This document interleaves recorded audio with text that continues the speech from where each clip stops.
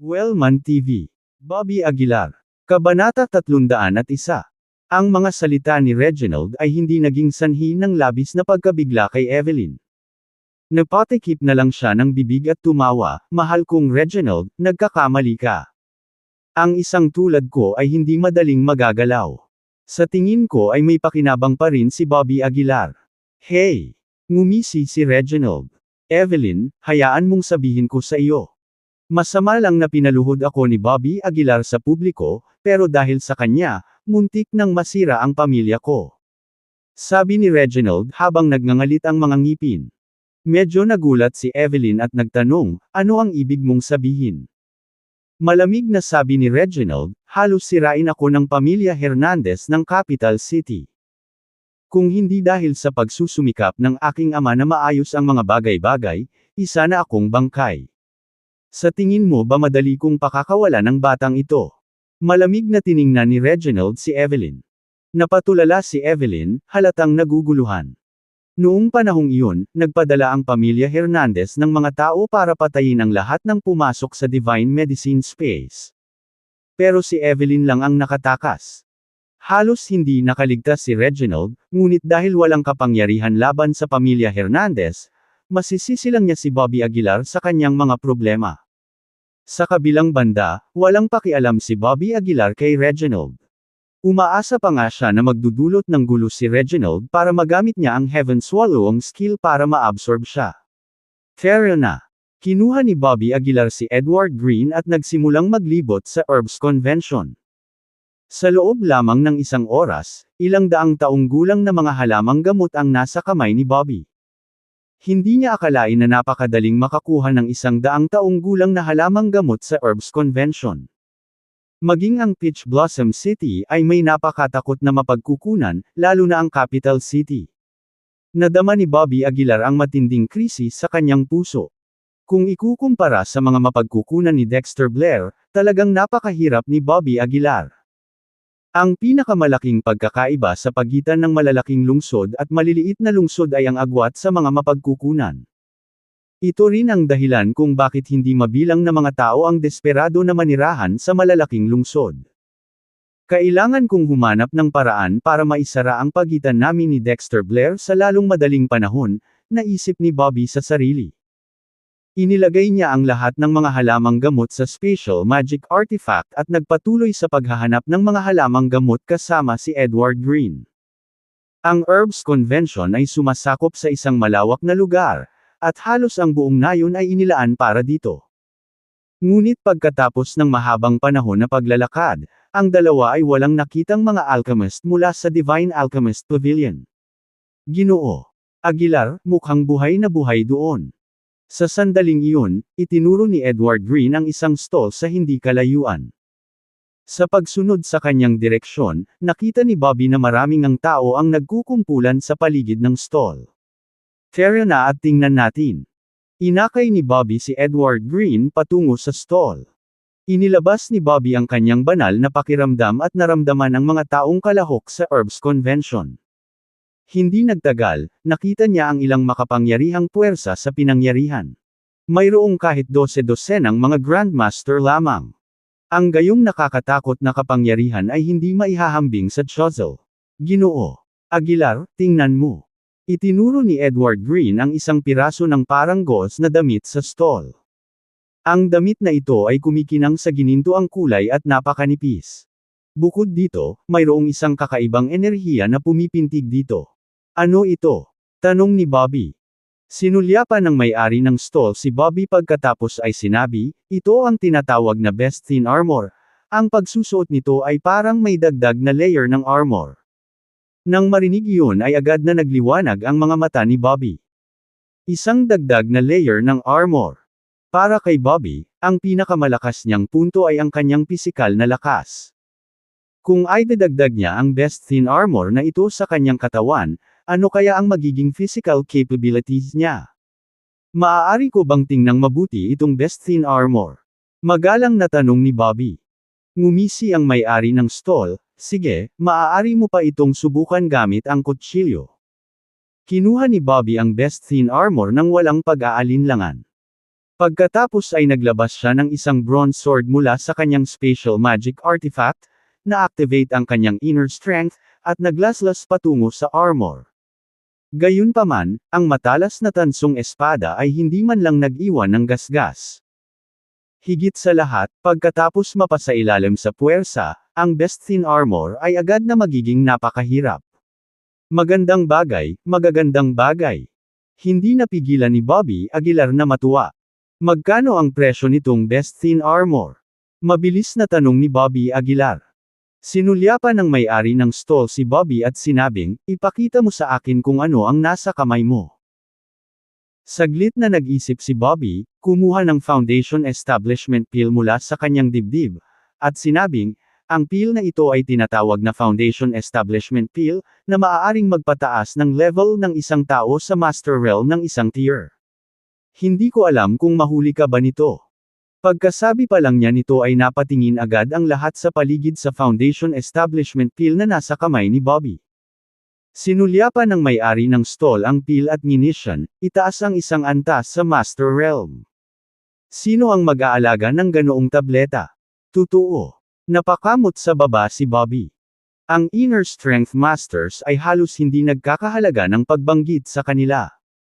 Saglit na nag-isip si Bobby at sinabing, mayroon din akong fasting peel sa aking kamay, na maaaring magpataas ng antas ng isang tao sa Grandmaster Realm ng isang tier.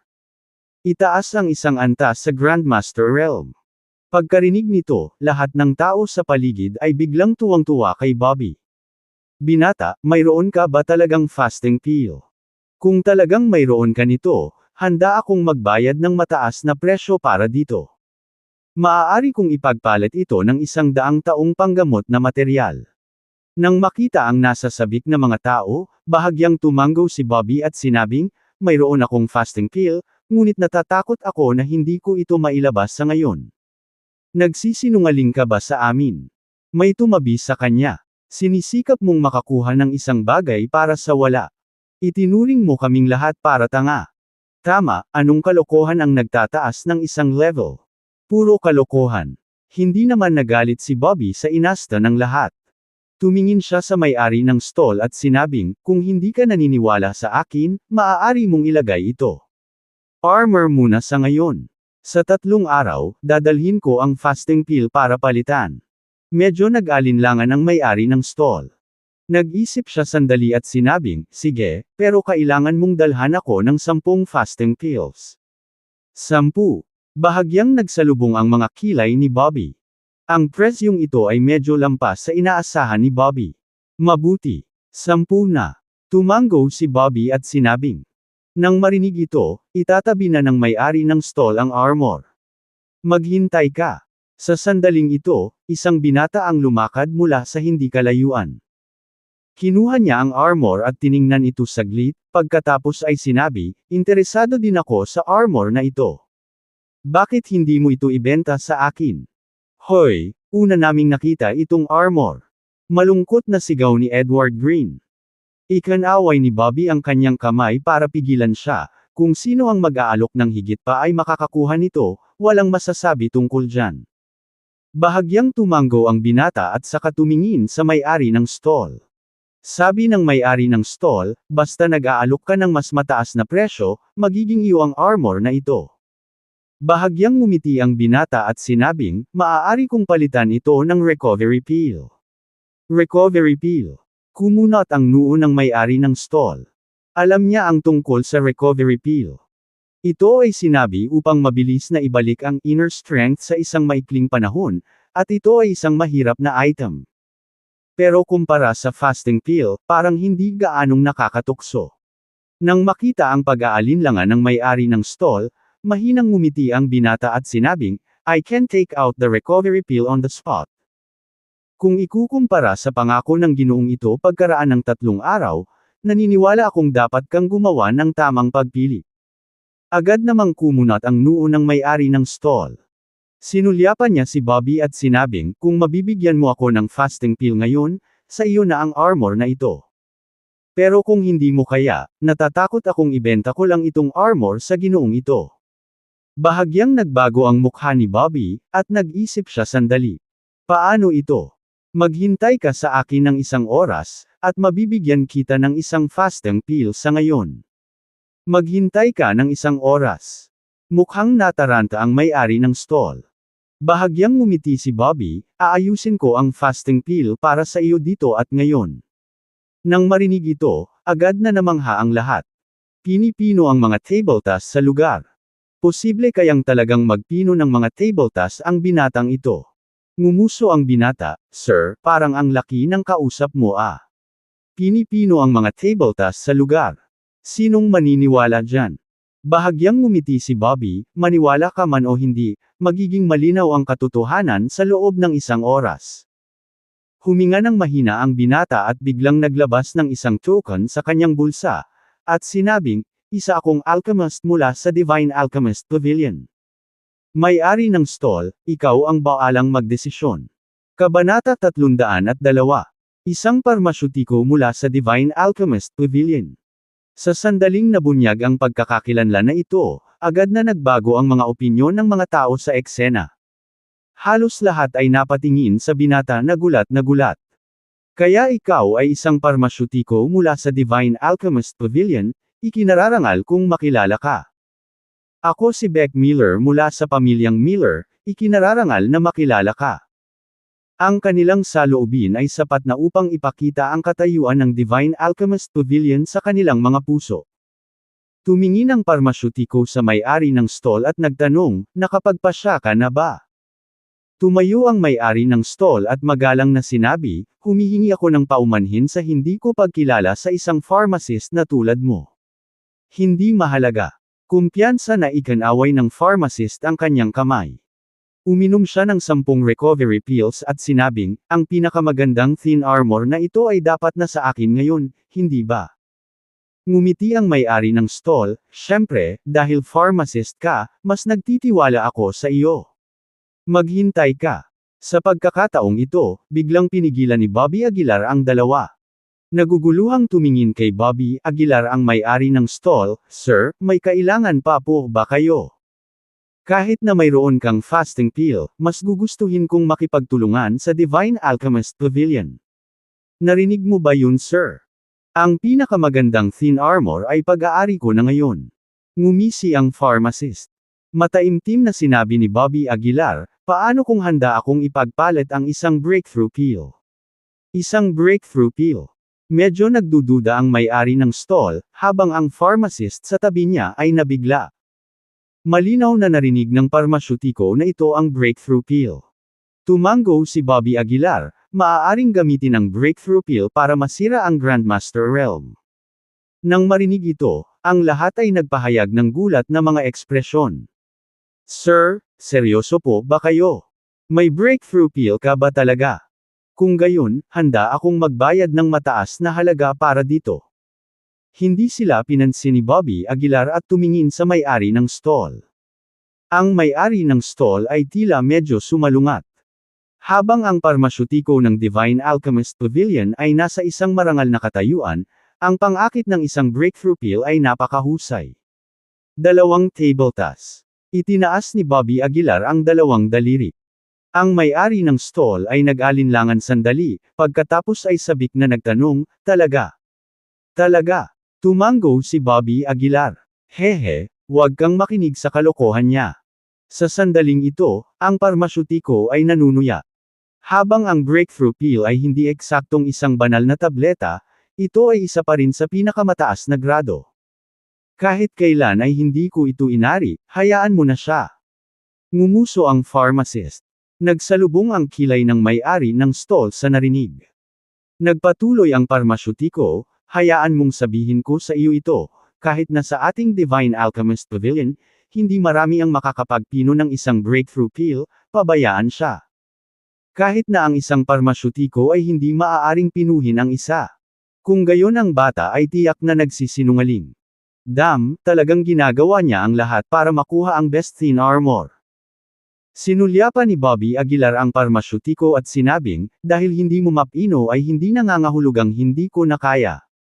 Tumingin siya sa may-ari ng stall, naghihintay ng sagot niya. Pagkatapos ng ilang sandali ng katahimikan, sinabi ng may-ari ng stall, Kung talagang makakainom ka ng 2 breakthrough pills, ang best thin armor ay sa iyo. Sige, bigyan mo ako ng 1 oras. Tumango si Bobby Aguilar.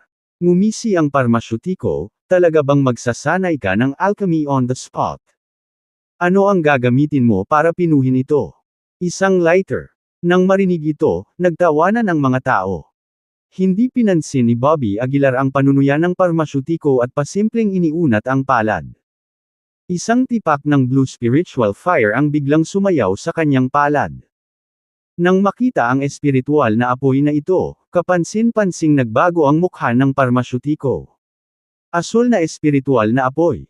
Paano ito posible? Napalunok ng husto ang pharmacist. Kahit na siya ay nagtataglay lamang ng pulang espiritual na apoy. Kilalang kilala na hanggat ang isang tao ay may espiritual na apoy, sila ay kwalipikadong pumasok sa Divine Alchemist Pavilion, pabayaan ang blue spiritual fire. Sino ka ba talaga? Gulat na tanong ng pharmacist. Bobby Aguilar. Mahina hong sinabi ni Bobby Aguilar ang kanyang pangalan. Bobby Aguilar. Ang kilala bilang hari ng Choiseul. Ano ang kahanga-hanga tungkol sa pagkakaroon ng isang laban kay Master Williams? Naglakas loob siyang hamunin ang pamilya Blair. Maglakas loob ka ba? Sigurado akong hindi. Nabalitaan ko na siya ang asawa ni Miss Taylor. Tinitigan ng parmasyutiko si Bobby Aguilar at sinabing, kaya ikaw si Bobby Aguilar. May mga narinig akong chismis tungkol sa iyo, ngunit hindi ako naniniwala sa kanila. Hindi ko kailangan ng paniniwala mo. Walang pakialam na sabi ni Bobby Aguilar.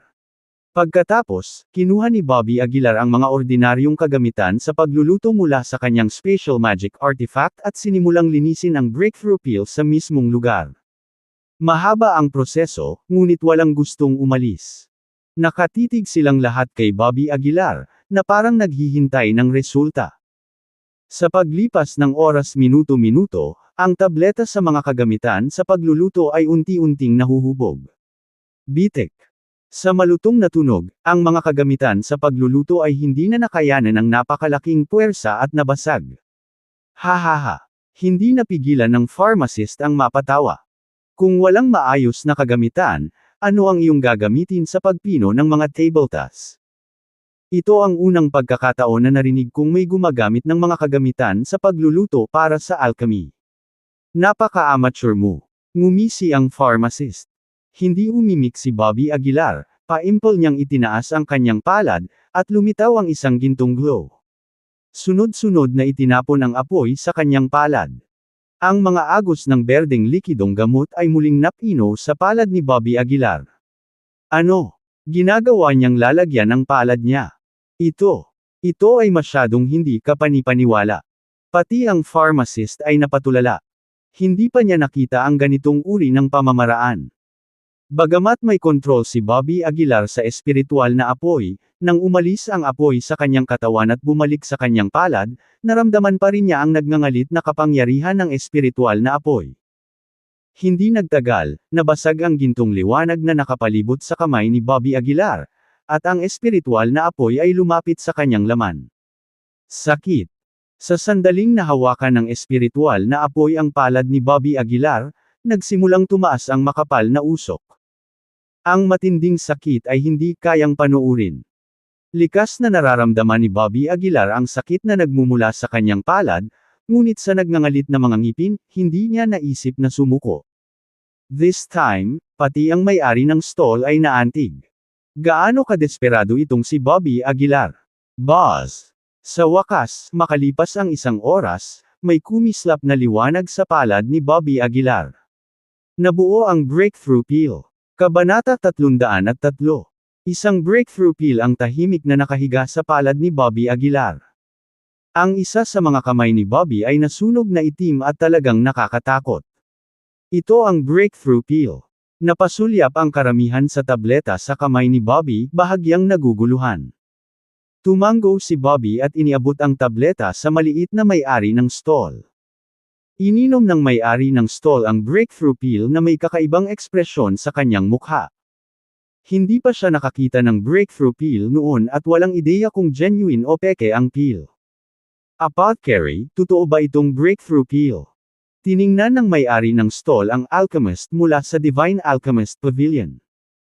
Ang mukha ng alchemist ay naging sobrang pangit, at ang kanyang mga kamao ay napakuyom ng hindi sinasadya. Alam niya na ang pill na ito ay talagang breakthrough pill. Pero kung aaminin niya, hindi niya makukuha ang best thin armor. Sinulyapan ng alchemist ang mga tao sa paligid at nakitang lahat ay naghihintay ng kanyang sagot. Kaya, tumahimik siya at sinabing, hindi ito isang breakthrough pill. Huwag kang magpalinlang sa kanya. Nagulat ang mga tao sa kanyang sinabi. Kumunot ang noo ni Bobby, at binigyan niya ng malamig na titig ang alchemist. Kung hindi ito isang breakthrough pill, ano ito? Malamig na tanong ni Bobby. Bumantong hininga ang alchemist, kung hindi ako nagkakamali, dapat itong isang sirang tableta. Sa madaling salita, nabigo ang iyong alchemy. Kalokohan. Malamig na saway ni Bobby. Alam mo kung ito ay isang breakthrough pill o hindi. Bilang isang alchemist mula sa Divine Alchemist Pavilion, nagsasalita ka ng walang kaparerekan para sa iyong pansariling pakinabang at sinasamantala ang tiwala ng mga tao sa iyo. So, ito ang Divine Alchemist Pavilion. Parang walang kapansin-pansin. Sa sandaling bumagsak ang mga salitang ito, huminga ang karamihan. Si Bobby ba ay pampublikong minamaliit ang Divine Alchemist Pavilion? Nagalit ba siya? Lalong nagalit ang alchemist, sumigaw, alam mo pa ba ang sinasabi mo? Ang Divine Alchemist Pavilion ay hindi isang junior na tulad mo na masusuri. Ngumisi si Bobby, akala ko noong una ang Divine Alchemist Pavilion ay isang uri ng banal na lugar, ngunit pagkatapos kitang makilala, labis akong nadismaya. Ha, parang kailangan ng Divine Alchemist Pavilion ang iyong pagsusuri. Ngumisi ang alchemist. Pagkatapos, tumingin siya sa may-ari ng stall at sinabing, Boss, nasa kamay mo ang desisyon. Bahala ka. Medyo nagalit ang may-ari ng stall. Mas nagtiwala siya sa Divine Alchemist Pavilion, ngunit personal niyang nasaksihan ang proseso ng alchemy ni Bobby. Iyon ay gumagamit ng kanyang sariling palad upang pinuhin ang isang tableta. At kinokontrol niya ang Blue Spirit Fire. Walang paraan para patunayan ito. Ungol ng may-ari ng stall. Wala siya sa dulo ng isang breakthrough, kaya kahit na uminom siya ng breakthrough pill, wala itong epekto. Boss, malapit na akong makarating sa Grandmaster Pick. Bakit hindi mo ibigay sa akin itong breakthrough pill, at susubukan ko? May nagmungkahi sa malapit. Pinandilatan siya ng may-ari ng stall at pinagalitan, in your dreams. Mukhang wala ng paraan para patunayan iyon. Nagkibit-balikat ang alchemist, mahinang ngumiti. Halatang problemado ang may-ari ng stall, hindi alam kung anong desisyon ang gagawin. Ano, hindi ka ba nagtitiwala sa Divine Alchemist Pavilion? Ang alchemist ay humampas habang ang bakal ay mainit. Habang nagngangalit ang mga ngipin, ibinalik ng may-ari ng stall ang breakthrough pill kay Bobby at humihingi ng paumanhin, pasensya na, isa lang ang best thin armor na ito, at ayaw kong makipagsapalaran, kaya sana ay mapatawad mo ako. Ako. Umiling si Bobby, binawi ang breakthrough pill, at sinabing, ayos lang, naiintindihan ko. Pagkatapos noon, iniligpit ni Bobby ang breakthrough pill at tumalikod para umalis. Bata, maaari ko bang tingnan ang pill na ito? Maya-maya lang, may narinig na boses sa tabi ni Bobby. Lumingon siya at nakita niya ang isang nakangiting lalaking nasa edad 40 na nakatingin sa kanya. Nang makita ang lalaking ito, ang alchemist mula sa Divine Alchemist Pavilion ay nagbago ng husto. Elder, ano ang nagdala sa iyo dito? Nagmamadaling tanong ng alchemist. Isang matanda. Ang nasa katanghaliang gulang na lalaking ito ay talagang isang elder mula sa Divine Alchemist Pavilion. Pagbati sa elder ng Divine Alchemist Pavilion. Nagsimulang batiin ng lahat ang matanda. Nang hindi sila pinansin, tumingin ang matanda kay Bobby at muling nagtanong. Bata, maaari ko bang tingnan ang pill na ito? Pagkatapos ng karanasang ito, si Bobby ay nagkaroon ng napakahinang impresyon sa Divine Alchemist Pavilion. So, without any expression, he said, pasa naman yata ako. Hindi na kailangan, dahil ang lahat ng uwak sa ilalim ng langit ay iisang lilam ng itim. Iniwan ang mga salitang ito, naghanda si Bobby na umalis. Mabilis na pinigilan ng matanda si Bobby at sinabing, "Binata, maaaring may mga hindi pagkakaunawaan dito, at siya lang ang hindi makakatawan sa buong Divine Alchemist Pavilion. Bukod dito, ang ating Divine Alchemist Pavilion ay hindi kailanman naubusan ng mga tabletas. Walang mawawala kung hahayaan mo lang akong tingnan." Saglit na napakunot ang noo ni Bobby na tila napapaniwala sa sinabi ng matanda. Kaya, iniabot ni Bobby ang tableta sa matanda. Matapos matanggap ang tableta, maingat na sinuri ito ng matanda. Kakaiba ang ekspresyon niya, at paminsan-minsan ay sinusulyapan niya si Bobby. Mula sa ekspresyon ng matanda, tila ang breakthrough pill ay talagang isang pagkabigo. Bulong ng isang tao sa malapit. Hindi mapigil ang mapangiti ni Bobby sa kanyang puso. Ang Divine Alchemist Pavilion ay talagang hindi kasing sagrado gaya ng naisip niya. Kakaiba, kakaiba. Sa wakas ay nagsalita ang matanda. "Elder, paano na? Ang pill na ito ay peke, tama ba?" May sabik na tanong.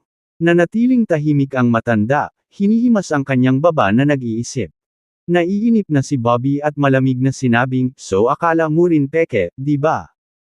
Ibalik mo sa akin ang pill ko, at kung wala nang iba, aalis na ako." Mabilis na ikanaway ng matanda ang kanyang mga kamay, hindi, mali ang pagkakaintindi mo. Nagtataka lang ako kung paanong hindi ka mula sa Divine Alchemist Pavilion, ngunit ang iyong alchemy technique ay napakaganda. Sa mga salitang ito, lahat ay natigilan. Elder, ibig mo bang sabihin? Isa talaga itong breakthrough pill. Nag-aalalang tanong ng may-ari ng stall. Bahagyang tumango ang matanda, hindi lamang ito isang breakthrough pill, ngunit isa rin itong napakatagumpay na breakthrough pill. Sa ganoong kasanayan, kahit nasa loob ng buong Divine Alchemist Pavilion, hindi marami ang makakalampas sa iyo. Kabanata 304. Nang marinig ang mga salita ng matanda, nagulat ang lahat. Ang gayong papuri mula sa elder ng Divine Alchemist Pavilion, napakalaking karangalan. "Young brother, narito ang iyong breakthrough pill back," ibinalik ng elder ang pill kay Bobby Aguilar. Uminom si Bobby ng tableta, bahagyang kumunat ang kanyang mga kilay. Sa ilang sandali, medyo nalilito siya sa sitwasyon at lalo pang naghinala sa Divine Alchemist Pavilion. "Ibalik mo." Nang makita ito, nagmamadaling inagaw ng may-ari ng stall ang best thin armor sa kamay ng alchemist. Pagkatapos, tumingin kay Bobby ang may-ari ng stall na may apologetic na ngiti at sinabing, "Sir, pasensya na po sa hindi pagkakaunawaan sa inyo ngayon lang. Iyong best thin armor na ngayon." Talaga.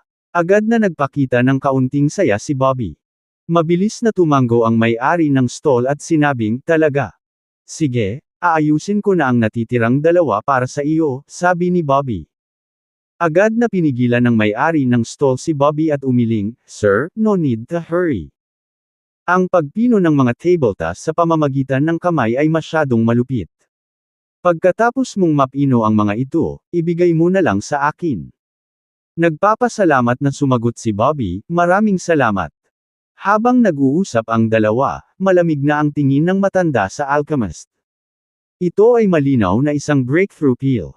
Bakit mo nasabi na ito ay isang bigong tableta?" Malamig na tanong ng matanda. Ang alchemist ay pawis na pawis at labis na kinakabahan. Kinagat niya ang kanyang mga ngipin at sinabing, Elder, pasensya na, ang mahinang paningin ko ang nagkamali." Mahinang paningin. Galit na sumigaw ang matanda. Ang breakthrough pill ay nakaimbak sa maraming dami sa Divine Alchemist Pavilion, halos isa para sa lahat. "Sabi mo nagkamali ka. Kung iyon ang lawak ng iyong kakayahan, hindi ka karapat-dapat na manatili sa Divine Alchemist Pavilion." Malamig na sabi ng matanda. Agad na nataranta ang alchemist, at nagmamadaling lumuhod sa lupa para humingi ng awa, "Elder, alam kong mali ako. Sandali lang akong matako at nagsinungaling. Patawarin mo ako sa pagkakataong ito, nakikiusap ako sa iyo." Ngumisi ang matanda, "Nasisira ang reputasyon ng aking Divine Alchemist Pavilion, mas hindi ka kwalipikadong manatili. Mula ngayon, hindi ka na alchemist ng aking Divine Alchemist Pavilion. Magwala ka." Hindi, Elder, alam kong mali talaga ako. Mangyaring bigyan ako ng isa pang pagkakataon. Napasigaw ang alchemist sa desperasyon. Gayunpaman, hindi siya binigyan ng matanda ng anumang pagkakataon. Inabot ng matanda ang kanyang daliri, at ang token ng Divine Alchemist Pavilion ay direktang nabasag. Ang ganitong eksena ay hindi maiwasang mapabuntong hininga sa damdamin ng mga tao. Young brother, I wonder kung interesado ka bang bisitahin ang aking Divine Alchemist Pavilion. Sa sandaling ito, tumingin ang matanda kay Bobby Aguilar na may nakangiting mukha. Nagulat na naman ang lahat. Inimbitahan talaga si Bobby ng elder ng Divine Alchemist Pavilion. Anong hindi ka pani-paniwalang karangalan? Pagkatapos ng ilang sandali ng pagsasaalang-alang, sinabi ni Bobby, kung may oras ako, talagang bibisita ako. Tawa ng tawa ang elder at sinabing, sige, hihintayin kita sa Divine Alchemist Pavilion. Bahagyang niyuko ni Bobby ang kanyang katawan, nagpapakita ng paggalang. Hindi na nagtagal ang matanda, at mabilis na tumalikod para umalis. Nang makalayo na siya ay pinalibutan ng mga tao si Bobby, pinupuri at pinagtitinginan siya. Ginoo Aguilar, ang pangalan ko ay Dwight Perez. Kung may kailangan ka, sabihin mo lang sa akin. Mayroon akong 300 taong gulang na knotweed sa bahay. Kung gusto ito ni Mr. Aguilar, huwag mag-atubiling kumuha. Ginoo Aguilar, handa akong magbayad ng $7,200,000 para magamot mo ako ng isang beses. Nang makita ang galit na kilos ng karamihan, hindi napigilan ni Bobby na mapabuntong hininga. Sinasabing napakataas ng katayuan ng Divine Alchemist Pavilion, at ang mga kaganapan ngayon ay talagang tumutugma sa reputasyon nito. Pagkatapos magpasalamat sa lahat ng isa-isa, iniligpit ni Bobby ang best thin armor at umalis sa lugar kasama si Edward Green. Ginoo Aguilar, hindi ko inaasahan na talagang mapapansin ka ng Divine Alchemist Pavilion. Papalakihin mo ito sa hinaharap. Excited na sabi ni Edward. Pilit na ngumiti si Bobby, casual lang nila akong iniimbitahan, huwag masyadong seryosohin. Casually invited. Mr. Aguilar, ang Divine Alchemist Pavilion ay hindi kailanman aktibong nag-imbita ng sinuman dati. Nagsalita si Edward na parang kilalang katotohanan. Natahimik sandali si Bobby, ang kanyang isip ay mabilis na nag-iisip. Ang pagsali sa Divine Alchemist Pavilion ay maaaring maging isang magandang pagpipilian. Sa pinakakaunti, ito ay magbibigay sa kanya ng mas maraming mapagkukunan at maglalapit sa kanya ng kaunti kay Dexter Blair. Let's go, hindi nagpatuloy si Bobby Aguilar sa paksang ito. Naguguluhan na tanong ni Edward Green, saan? Para mahanap si Chaim Tate, malamig na sabi ni Bobby. Ang Herbs Convention ay malawak, na may hindi ka pani-paniwalang mataas na bilang ng mga bisita. Ngunit ang paghahanap kay Chaim Tate ay hindi magiging mahirap. Dahil siya ay ibinalita bilang hari ng medisina, natural na maraming tao ang sumasamba sa kanya. Sure enough, nakita ni Bobby si Chaim Tate sa isang prominenteng lugar. Sa wakas nahanap na rin kita, sabi ni Bobby na nakapikit. Nakakunot ang kanyang mga kilay, sinabi ni Edward Green, Mr. Aguilar, medyo kakaunti ang mga tao sa harap ng kanyang booth, kasama ang ilang mabibigat na eksperto. Hindi ba medyo delikado ang paglapit sa kanya ng ganito? Mahinahong sinabi ni Bobby, huwag kang mag-alala. May diskarte ako. Hindi mabilang na tao ang nakatayo sa harap ng booth ni Chaim Tate. Ginoo Tate, makikita na rin kita sa wakas. Ginoo Tate, may divine medicine ako dito. Maaari mo bang tulungan akong tingnan ito? Master Tate, magkano ang damong ito? Sa pagharap sa atensyon ng mga tao, nagpakita si Chaim Tate ng isang mapagmataas na kilos. Bahagya niyang ipinikit ang kanyang mga mata at walang pakialam na sinabi, ipagpalit mo ito sa katumbas na halamang gamot o kayamanan. Lahat ng iba, huwag kang mag-abala. Walang galit sa kayabangan ni Chaim Tate. Sa halip, lahat sila ay kumilos sa isang mapagpakumbaba na paraan. Master Tate, magkano ang 3 halamang ito? Sa sandaling iyon, isang pamilyar na boses ang umalangaw-ngaw. Nanlaki ang mga mata ni Chaim Tate, at mabilis niyang nilingon. Bobby Aguilar, buhay ka pa. Bahagyang naging hindi kaaya-aya ang mukha ni Haim Tate. Ngumisi si Bobby, ano, gusto mo ba akong patayin? Medyo natarante si Haim Tate, ngunit ang tatlong halamang gamot na nasa kamay ni Bobby ay 500 taong gulang pa lang, isang kayamanan na dapat ipagmalaki. Master Tate, nakalimutan mo na ba ang bagay na ipinangako mo sa akin? Dumilat si Bobby, ang kanyang mamamatay tao na espiritu ay nagpapahina kay Haim Tate. Sinubukan ni Haim Tate na pakalmayan ang sarili at sinabing, Bobby, huwag kang gulo. Ito ang Herbs Convention, at pinapanatili ng Divine Alchemist Pavilion ang kaayusan. Hindi siya pinansin ni Bobby at inilagay ang tatlong damo sa kanyang special magic artifact. Nag-iba ang mukha ni Haim Tate, at napag-alitan siya, Bobby, sinusubukan mo ba akong pagnakawan sa sikat ng araw? Labag ka sa rules. Labag sa rules. Tumaas ang isang kilay ni Bobby at ngumisi, anong rules ang nasira ko? Binabawi ko lang mga gamit ko. May problema ba dyan? Ikaw. Sa sobrang galit ni Haim Tate ay naglabasan ang kanyang mga ugat. Kinagat niya ang kanyang mga ngipin at sinabing, Bobby, huwag mo akong itulak. Ang impluwensya ko dito ay lampas sa iyong imahinasyon. Oh, ganoon ba? Medyo curious akong makita ito, pang-iinis ni Bobby. Gusto mo talagang gawin ito? Galit na tumayo si Haim Tate at sumigaw. Ngumisi si Bobby, sa tingin mo ba nagbibiro ako sa iyo? Sige sige. Pinilit mo akong gawin ito. Galit na sigaw ni Haim Tate. Pagkatapos, tumingin siya sa tatlong Grandmaster na dahan-daang lumalapit at sinabing, kayong tatlo, pakihintay. Kung handa kang tulungan akong harapin ang isang maliit na problema, ako, si Haim Tate, ay may utang na loob sa iyo. Pagkasabi niya nito ay agad na lumapit ang tatlong Grandmaster. Master Tate, anong problema? Magalang na tanong nilang tatlo. Itinuro ni Haim Tate si Bobby at sinabi sa pamamagitan ng pagngangalit ng mga ngipin, turuan mo siya ng leksyon. Napatingin agad silang tatlo kay Bobby. Ngunit nang makita nila ng malinaw ang mukha ni Bobby, nagulat sila at sinabing, Mr. Aguilar, paano ka napunta rito? Kabanata 305. Naguguluhan si Bobby Aguilar sa tatlong taong nasa harapan niya, pakiramdam niya ay hindi pa niya ito nakilala. Mabilis na nagpaliwanag ang tatlo, nakita namin ang buong proseso ng pagpino mo ng mga table tasks ngayon lang. Napakaganda mo talaga. Oo, at nakatanggap ka pa ng imbitasyon mula sa Divine Alchemist Pavilion. Talagang hinahangaan ka namin. Nang marinig ang kanilang sasabihin, sa wakas ay naunawaan ni Bobby Aguilar. Matigas ang mukha ni Haim Tate at sobrang nahihiya. Paano nakatanggap si Bobby Aguilar ng imbitasyon mula sa Divine Alchemist Pavilion? Ito ay nakakalito. Pakiusap, turuan ninyong tatlo ng leksyon ang batang ito. Sabi ulit ni Haim Tate. Sumulyap ang tatlo kay Haim Tate at malamig na sinabi, Haim Tate, ganoon ba kami kalapit sa iyo? Eksakto. Magsalita ka pa, at kami na muna ang bahala sa iyo. Paanong si Mr. Aguilar ay may insulto ng mga katulad mo?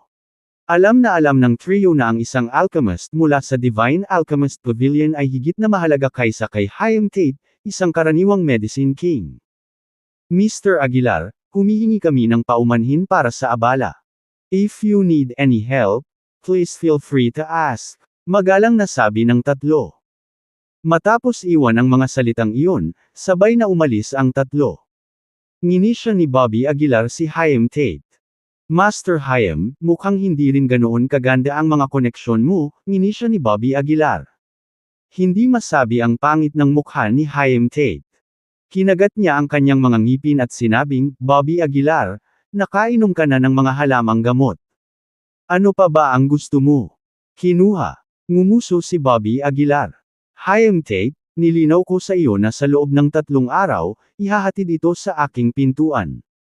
Sa kasamaang palad, sinira mo ang iyong pangako. Pagkasabi noon, ikanaway ni Bobby Aguilar ang kanyang kamay at inilagay ang lahat ng mga halamang gamot sa booth ni Haim Tate sa kanyang special magic artifact. Namula ang mukha ni Haim Tate, at nanginginig siya sa galit. Ngunit wala siyang magawa laban kay Bobby Aguilar at napigilan lamang ang kanyang galit. Matapos makuha ang mga halamang gamot, Tumalikod si Bobby Aguilar at umalis. Pinagmamasdan ng likod ni Bobby Aguilar, nagkadikit ang mga ngipin ni Chaim Tate sa galit. Ginoo Aguilar, ang Herbs Convention na ito ay nagbunga ng lubos na ani, sabi ni Edward Green, medyo mayabang. Tumango si Bobby Aguilar, sa totoo lang, mayroon tayong dapat pasalamatan ni Chaim Tate, kung hindi ko malalaman ang tungkol sa Herbs Convention na ito. Ito ay matatawag na blessing in disguise. Natapos ang Herbs Convention sa alas 12 ng hating gabi. Nakahanap sina Bobby Aguilar at Edward Green ng isang hotel na matutuluyan pansamantala. Sa gabi, binuksan ni Bobby Aguilar ang special magic artifact at maingat na binilang ang mga halamang gamot. Mayroong 3 halamang gamot na mahigit 500 taong gulang, at kasing dami ng 10 sa mahigit 100 taong gulang. Napakalaking halaga ang nasa sabik kay Bobby Aguilar. Mayaman ako. Hindi mapigil ang mapangiti ni Bobby Aguilar. Nakahiga siya sa kama, pakiramdam niya ay tiyak na magkakaroon siya ng kahanga-hangang panaginip ngayong gabi. Maya-maya lang ay may kumatok sa pinto sa labas. Kumunot ang kilay ni Bobby Aguilar at hindi malay na nagtanong, sino ito? Bobby, ako na, ang mapang-akit na boses ni Evelyn Norton ay nanggaling sa labas ng pinto. Evelyn. Anong ginagawa niya dito? Bahagyang kumunot ang noo ni Bobby. Matapos mag-isip sandali, pumunta pa rin si Bobby at binuksan ang pinto. Sa labas, si Evelyn Norton ay nakasuot ng purple na gauze dress. Sa ilalim ng liwanag, kitang-kita ang kanyang kaakit-akit na figure. Miss Norton, bakit ka na parito? Tanong ni Bobby Aguilar. Sa halip na sagutin ang tanong, napangiti si Evelyn, Mr. Aguilar, hindi mo ba ako iimbitahan? Kumunot ang noo ni Bobby Aguilar, ngunit kalaunan, tumabi siya at pinapasok si Evelyn Norton. Pagkatapos, binuhusan ni Bobby Aguilar ng isang basong tubig si Evelyn Norton at biglang nagtanong, Miss Norton, ano ang nagdudulot sa iyo na makita ako sa kalagitnaan ng gabi? Inangat ni Evelyn ang kanyang mukha, ang kanyang mapang-akit na mga mata ay nakatingin kay Bobby Aguilar. Hindi ba kita pwedeng bisitahin ng walang dahilan? Napapikit si Evelyn at matamis na sinabi. Ramdam ni Bobby ang nakakabighaning puwersa na nagmumula sa kanya.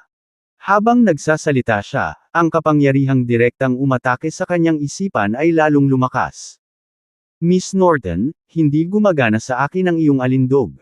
Walang pakialam na sabi ni Bobby Aguilar. Isang pagtataka ang bumungad sa mukha ni Evelyn Norton, dahil ang kanyang alindog ay hindi kailanman nabigo noon. Parang ayaw sumuko ni Evelyn. Tumayo siya at lumapit kay Bobby, iniindayog ang kanyang kaakit-akit na figure sa bawat hakbang. Umupo sa tabi ni Bobby, nilapit niya ang kanyang tainga at nagsalita sa matamis at mapang-akit na boses, Mr. Aguilar, wala ka ba talagang nararamdaman? Habang nagsasalita ay inabot ni Evelyn ang dibdib ni Bobby. Gayunpaman, sa sandaling ito, hinawakan ni Bobby ang kanyang palso. Isang napakalakas na puwersa ang biglang sumabog. Miss Norton, igalang mo ang iyong sarili. Kung patuloy kang magpumilit, huwag mo akong sisihin sa pagiging bastos mo. Malamig na sabi ni Bobby. Bahagyang nagbago ang ekspresyon ni Evelyn, at napabuntong hininga, Mr. Aguilar, ikaw ang unang taong makakalaban sa alindog ko. Imposibleng maging ganap na hindi mapakali si Bobby, dahil siya ay isang bata, masiglang lalaki. Ngunit sa kaibuturan ng kanyang puso, nagtataglay siya ng matinding pananabik. Ang pananabik na ito ay nagbigay kay Bobby ng malaking determinasyon, gayon din ang lakas ng loob na sumulong, sapat na upang mapaglabanan ang anumang tukso sa mundo. Miss Norton, mangyaring magsalita ng direkta kung mayroon kang sasabihin, o matutulog na ako. Malamig na sabi ni Bobby. Nang makita ito, napatigil si Evelyn sa pang-aasar kay Bobby. Naglabas siya ng berdeng butil mula sa kanyang dibdib, na kumikinang na may nakakabighaning liwanag sa madilim na paligid. Ginoo Aguilar, narito ang regalo para sa iyo, nakangiting sabi ni Evelyn. Kinuha ni Bobby ang butil, na mukhang naguguluhan, ano ito? Hulaan mo. Kumikislap ang magagandang mata ni Evelyn, mapanuksong nagsasalita. Habang sinusuri ni Bobby ang butil, seryoso siyang sumagot, kung hindi ako nagkakamali, Ito, ay dapat ay isang glass marble. Path. Nang marinig ni Evelyn ang kanyang mga sinabi, hindi napigilan ni Evelyn ang pagtawa. Ginoo Aguilar, sa tingin mo ba binisita kita sa kalagitnaan ng gabi para lang bigyan ka ng isang butil ng salamin? Natatawang tanong ni Evelyn. Siyempre, nagbibiro si Bobby. Nilero niya ang butil at nagtanong, so ano nga ba ito? Noon lang nagsalita si Evelyn ng seryoso, ito ay isang panloob na core, mula sa isang demonic beast sa ilalim ng dagat. Inner core. Natigilan si Bobby. Ito ang unang pagkakataon na nakarinig siya ng ganoong termino. Tumango si Evelyn, oo, isang demonic beast core. Kumunot ang noo ni Bobby at nagtanong, saan mo nakuha ito? Ang paksa ay tila pumukaw ng mga alaala para kay Evelyn. Tumingin siya sa labas ng bintana at dahan-daang nagsalita, 10 taon na ang nakalipas, napadpad ako sa isang desyerto na isla, kung saan nagkataon akong napadpad dito. 2 sa kabuuan. Nakakonsumo na ako ng isa. Nang marinig iyon, hindi napigilan ni Bobby na haplosan ang kaibuturan at ngumiti, ang alindog na nagmumula sa iyo ay nagmula sa kaibuturan na ito, tama ba? Eksakto gaya ng sinabi mo, Mr. Aguilar, sagot ni Evelyn, na tinakpan ang kanyang bibig para tumawa. Hinaplos ni Bobby ang kanyang baba at nagtanong, dapat ay napakahalaga ng demonic beast core na ito, tama ba? Bakit mo ito ibibigay sa akin? With a hint of bitterness, Evelyn responded, babae lang ako na walang background. Kung gusto kong umakyat ng mas mataas, dapat akong umasa sa isang lalaki. Bago mo, isinasaalang-alang ko si Reginald Tucker, pero ngayon nagbago na ang isip ko. Mas bagay ka sa kanya. Tumaas ang isang kilay ni Bobby, puhunan ba ito? Isang partnership. Maiintindihan mo sa ganoong paraan, ngumiti si Evelyn. Sa sandaling ito, biglang napagtanto ni Bobby na tila magkatulad sila ni Evelyn. Ang dalawa ay buong pusong nagsusumikap na baguhin ang kanilang mga kalagayan, ngunit walang background na maaasahan. Walang alinlangan na ito ay isang mahirap na landas na tatahakin, at para sa isang babaeng tulad ni Evelyn na makarating sa kung nasaan siya ngayon, tiyak na nagbayad siya ng malaking halaga. Miss Norton, hindi ko pa rin masyadong naiintindihan, sabi ni Bobby. Kung ganoon nga ang kaso, bakit hindi mo piliin ang sayan ng isang mahusay na pamilya? Napataas ang kilay ni Evelyn, Mr. Aguilar, kahit na ay lakip ko ang aking sarili sa isang makapangyarihang pamilya, sa tingin mo ba ako ay pahahalagahan? Sa paningin nila, baka isa lang akong disposable plaything. Kung ikukumpara, ang pamumuhunan sa isang stock na may potensyal ay ang mas mahusay na pagpipilian paano kung balang araw, maging bahagi ka rin ng isang mahusay na pamilya. Kabanata 306. Nang marinig ito, biglang naging interesado si Bobby Aguilar kay Evelyn Norton. Itong si Evelyn Norton, hindi mahina ang kanyang lakas, at hindi maliit ang kanyang mga ambisyon. Kaya ano ang tungkol kay Reginald Tucker? Iniwan mo na lang siya ng ganoon. Tanong ni Bobby Aguilar na tila naaaliw na ekspresyon. Ipinatong ni Evelyn Norton ang isang kamay sa balikat ni Bobby Aguilar, bahagyang tumawa, at sinabing, maaari bang ikumpara sa iyo ni Reginald? Para sa akin, walang emosyon, tanging halaga lang. Katulad ng gusto ko. Bahagyang tumango si Bobby Aguilar. Si Bobby Aguilar ay nagtanong tungkol kay Evelyn Norton, at ang kanyang mga koneksyon ay sinasabing medyo malakas. Gamit ang kanyang kaakit-akit na kapangyarihan, marami siyang maimpluwensyang tao na nakabalot sa kanyang daliri. Ang pagpunta sa capital city sa hinaharap ay maaaring magdala ng tulong kay Bobby. So, Mr. Aguilar, ang iyong mga iniisip. Nagtaas ng kilay si Evelyn Norton at nagtanong. Deal. Tumayo si Bobby Aguilar at nakipagkamay kay Evelyn Norton. Bahagyang ngumiti si Evelyn Norton at sinabing, kung ganoon, hindi na kita guguluhin pa. Pagkatapos magsalita, tumalikod si Evelyn Norton at naglakad patungo sa pinto. Pagdating niya sa pinto, biglang huminto si Evelyn Norton at misteryosong bamulong, may sorpresa sa kaibuturan na iyon. Bago pa magkaroon ng pagkakataon si Bobby Aguilar na magtanong, nakaalis na si Evelyn Norton. Sa bakanteng silid, si Bobby Aguilar ay sinusukat ang inner core. Sa dilim, ang panloob na core ay kumikinang na may nakakabighaning glow. Hindi ako sasaktan ni Evelyn Norton, hindi ba? Napakamot ng ulo si Bobby Aguilar, iniisip ang sarili. Matapos lunukan ni Evelyn Norton ang isang inner core, nakakuha siya ng kaakit-akit na kapangyarihan. Ano ang magiging epekto ng paglunok sa isang ito? Mukhang ang panloob na core na ito ay hindi lamang nagpapahusay sa lakas ng isang tao ngunit maaari ring magdala ng hindi inaasahang mga benepisyo. Hindi na nag-isip pa si Bobby Aguilar. Agad niyang nilunok ang inner core. Pagkatapos ay nagsimula siyang umupo ng cross-legged, dredging ang kanyang mga meridian. Bilang isa sa pinakamalakas na pangangatawan, ang magulong katawan ay may napakataas na tolerance. Halos walang hindi kayang lunukan ng magulong katawan. Ngunit nang lunukan ni Bobby Aguilar ang inner core na ito, parang ni-remodel ang buong dantian niya. Isang misteryosong kapangyarihan ng dumb alloy sa mga meridian ni Bobby Aguilar at kumalat sa buong katawan niya. Sumunod, binalot nito ang kanyang 5 viscera at 6 na bituka, mula sa loob palabas, na umaabot sa balat. Sa gayong mahimalang epekto, nabigla si Bobby Aguilar. Naramdaman na lang niya ang patuloy na pag-iingay ng kanyang katawan, ang mga kaluskos na ingay na walang katapusan. Sa ilang sandali, nagsimulang humigpit ang balat ni Bobby Aguilar. Ang tigas at lakas ng kanyang katawan ay mabilis na tumataas. Napuno ng kakaibang kapangyarihan ang katawan ni Bobby Aguilar.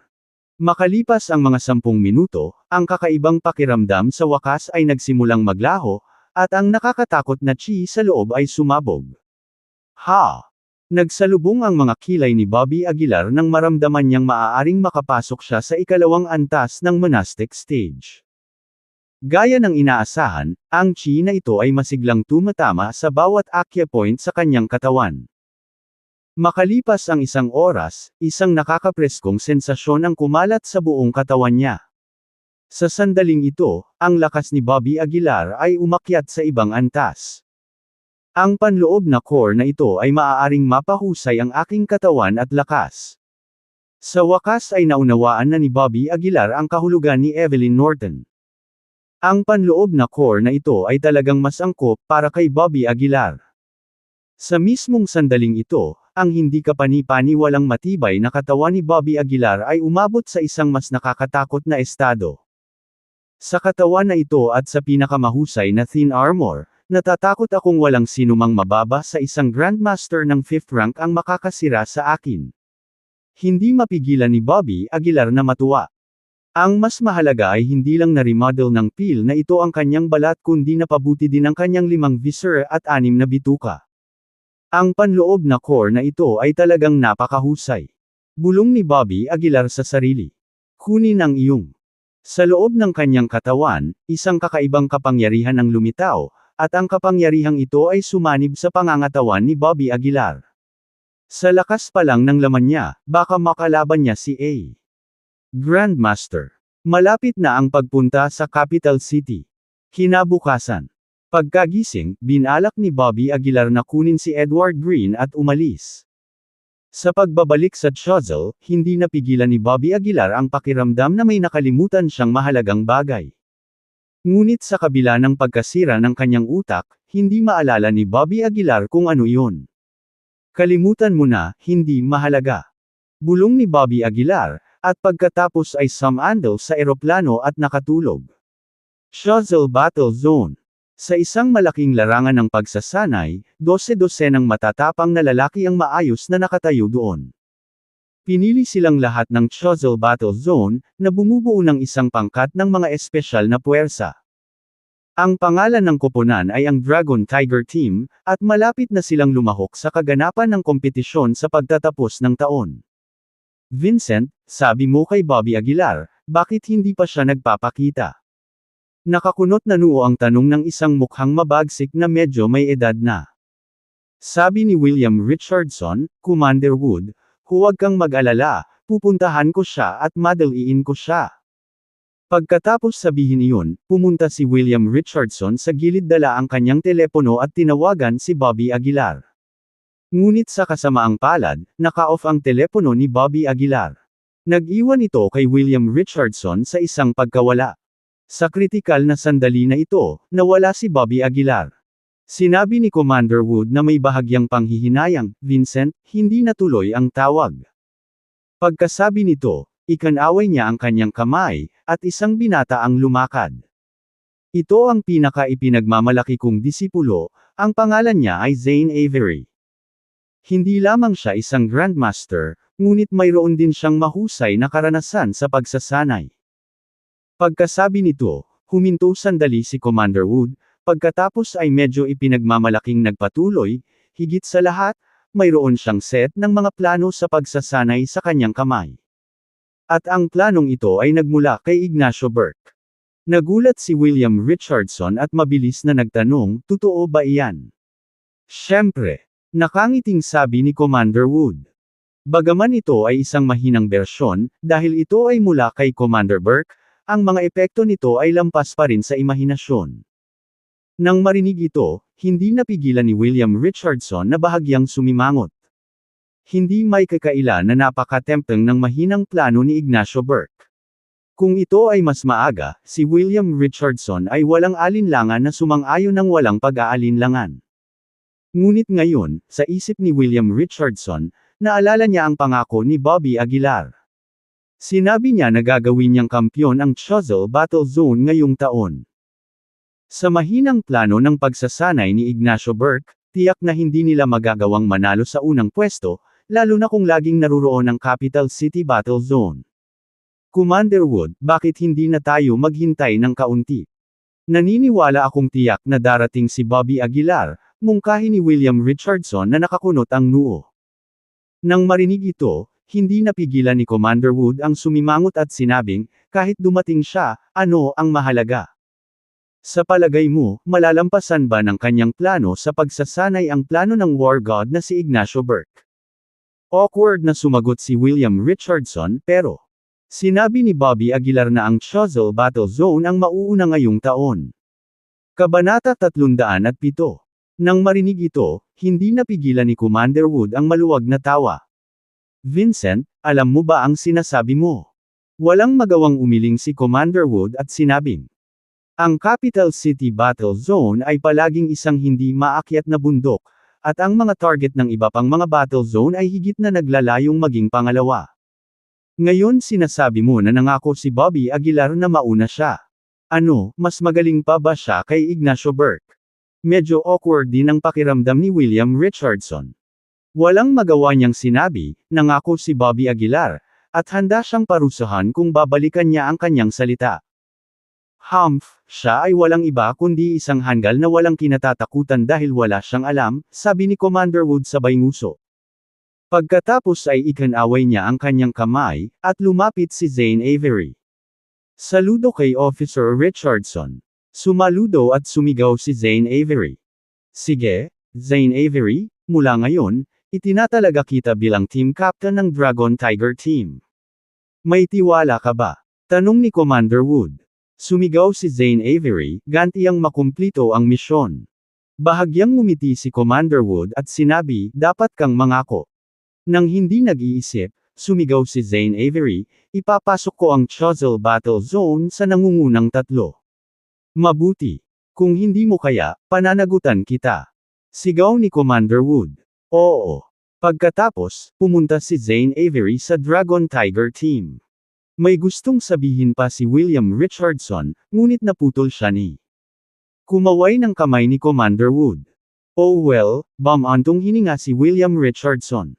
Sa eroplano, biglang nagising si Bobby Aguilar mula sa pagkakatulog. Tinampol niya ang kanyang noo, biglang napagtanto, alam kong may nakalimutan ako. Ngayon ang espesyal na araw ng pagsasanay para sa Choiseul Battle Zone. Sa pag-iisip nito, nagmamadaling tumingin si Bobby Aguilar kay Edward Green at nagtanong. Gaano katagal bago tayo makarating?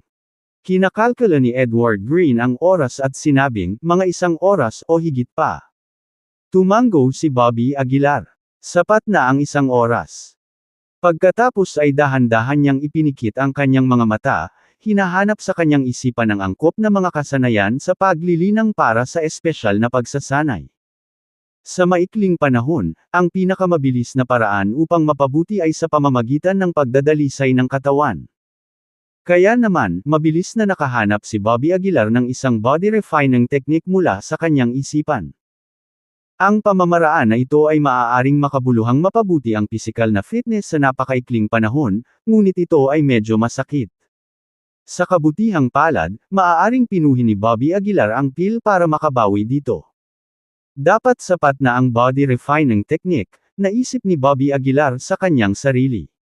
Hindi nagtagal ay lumapag ang eroplano sa Choiseul Provincial City. Pagkababa niya sa eroplano, pumara si Bobby Aguilar ng taxi na balak magtungo sa Choiseul Battle Zone. Gayunpaman, sa sandaling ito, tinawag ni William Richardson si Bobby Aguilar.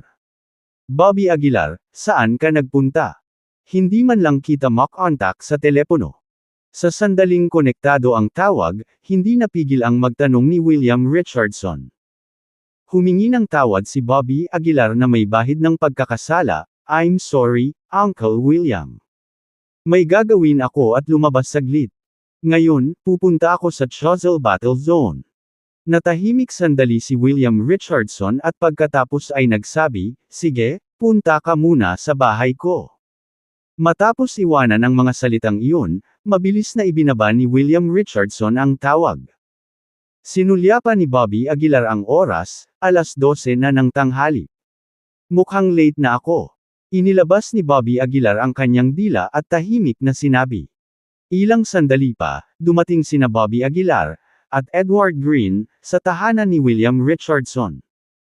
Sa oras na ito, si William Richardson ay nakaupo sa pag-aaral, maingat na may hawak na ilang mga dokumento sa kanyang kamay.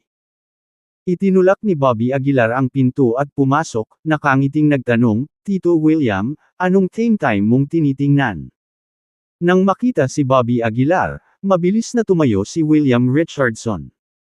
Nagsalita siya na may ilang panunuya, paano mo nakalimutan ang isang mahalagang bagay? Sinasabi ko sa iyo, ang mga nakatataas ay labis na hindi nasisiyahan sa iyo ngayon. Pinalitan pa nila ang coach ng Dragon Tiger team. Sa puntong ito, ibinato ni William Richardson ang file na hawak niya kay Bobby Aguilar. Take a look for yourself, sabi ni William. Ang lamig ng mukha. Nang matanggap ang file, pinag-aralan ito ni Bobby, natuklasan na ito ay isang hanay ng mga hindi kumpletong kasanayan sa paglilinang. Bagamat ang partikular na hanay ng mga kasanayan sa paglilinang ay tila mastiko, kulang ito sa pinakamahalagang bahagi. William, ano ito? Tanong ni Bobby.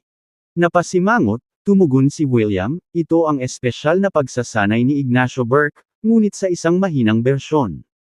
Mahina na bersyon. Umiling si Bobby. Ito ay hindi isang mahinang bersyon, ngunit sa halip, isang hindi kumpleto.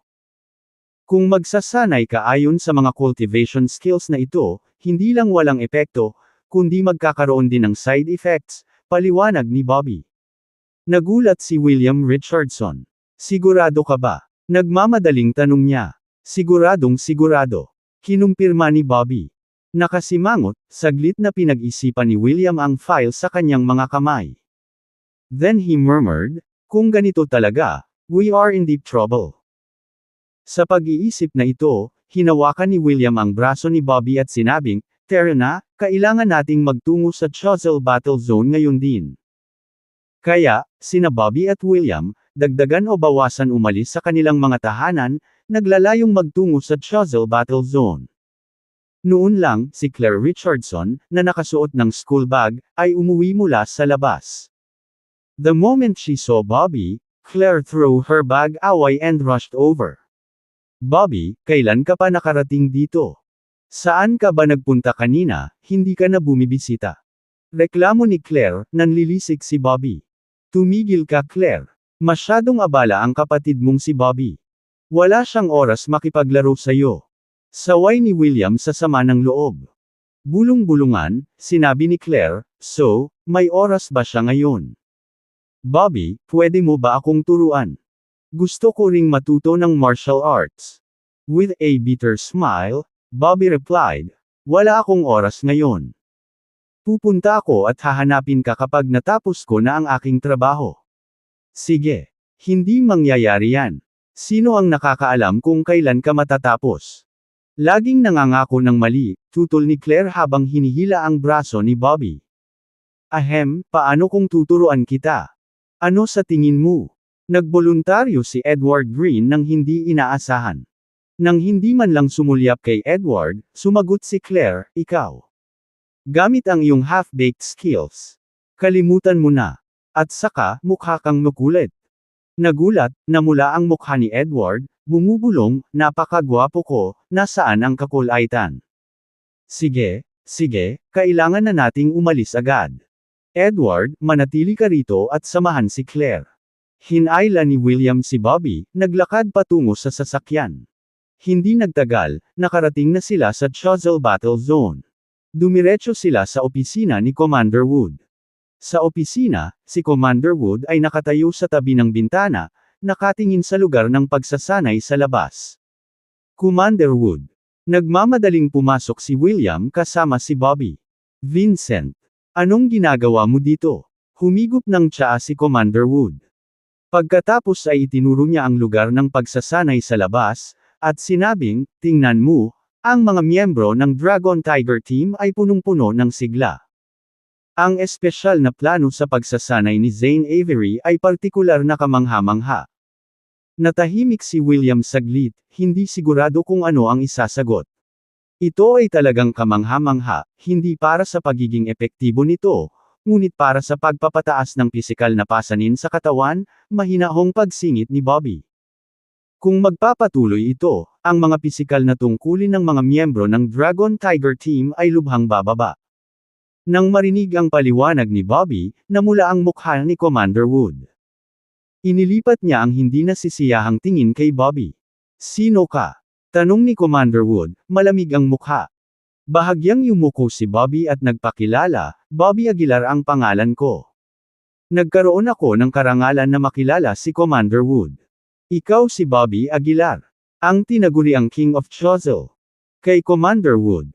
Ang impresyon ni Bobby ay mukhang hindi masyadong kaaya-aya. Hindi naghihintay ng tugon ni Bobby, nagpatuloy si Commander Wood, so sinasabi mo na ang planong ito ay magpapataas ng pisikal na pasanin. Iminumungkahi mo ba na ang plano ng pagsasanay ni Ignacio Burke ay hindi tugma? Umiling si Bobby, talagang pambihira ang plano sa pagsasanay ni Ignacio Burke. Sa kasamaang palad, ang mayroon kayo ay isang hindi kumpletong bersyon lamang. Gayun din, kahit na ito ay ang kumpletong bersyon, sa palagay ko ay hindi ito mas mahusay kaysa sa akin.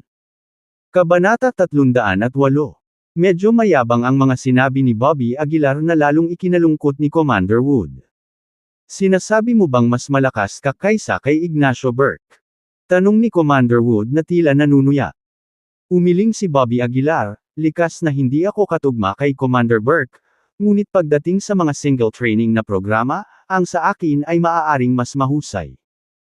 Gaya ng sinabi ni Bobby Aguilar, ang legacy treasure trove na iniwan ng kanyang ama ay sadyang walang katulad kay Ignacio Burke. Sinabi ni Commander Wood na may madilim na mukha, kalokohan. Vincent, ipakita mo sa kanya. Commander Wood, Bobby Aguilar, siya. Sabi ko magpakita ka sa kanya. Saway ni Commander Wood. Walang magawa si William Richardson kundi hilahin ang braso ni Bobby Aguilar. Pagkaalis ng dalawa sa opisina, sinabi ni William Richardson, Bobby Aguilar, huwag masyadong seryosohin. Kung tutuusin, nakakagulat ang iyong mga salita, at palaging iniidolo ni Commander Wood si Ignacio Burke. Natural lang na hindi niya ito tatanggapin. Tumango si Bobby Aguilar, naiintindihan ko. Susubukan kong kausapin muli si Commander Wood. Sabi ni William Richardson. Humalaklak si Bobby Aguilar, William Richardson, sa palagay mo ba ay gagana ang iyong panghihikayat? Desidido si Commander Wood at natatakot akong hindi niya ito tanggapin kahit ano pa ang sabihin mo. Kumunot ang noo ni William Richardson, so ano ang gagawin natin? Maghintay. Walang pakialam na sabi ni Bobby Aguilar. Nakita ko na yung special training program niya. Sa loob ng hindi hihigit sa 5 araw, ang mga katawan ng mga nagsasanay ay magsisimulang maging hindi mabata.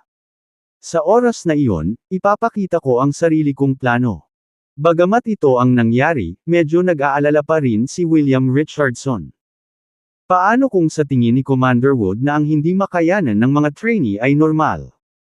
Tanong ni William Richardson.